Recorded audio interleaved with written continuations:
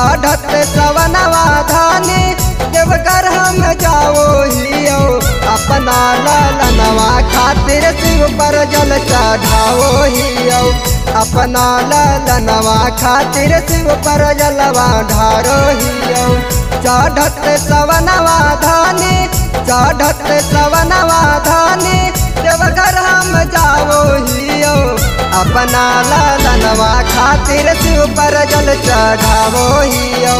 अपना ललनवा खातिर शिव पर जलवा ढारो हियो अपना ललनवा खातिर शिव पर जलवा ढारो हियो। प्रेम से बोलो शिव शंकर भगवान की।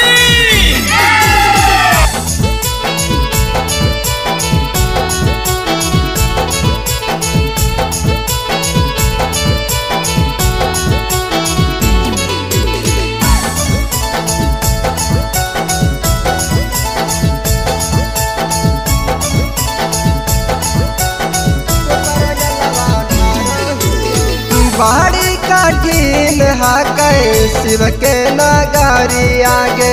तबो हम जाइब धानी बन के पगरी आगे ए धानी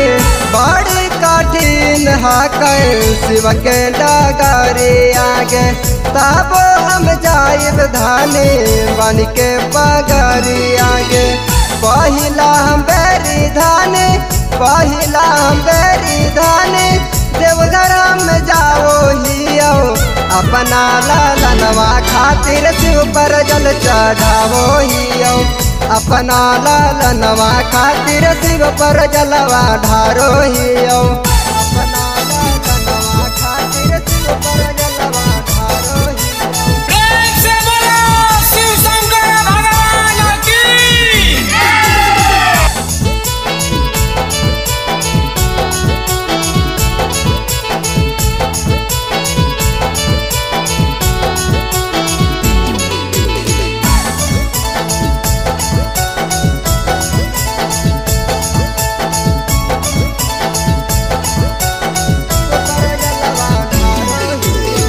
करहु नहीं देर धानी हो जैतौ लेट गे छूट तुन कावरिया धानी हो तुन नहीं भेट गे ए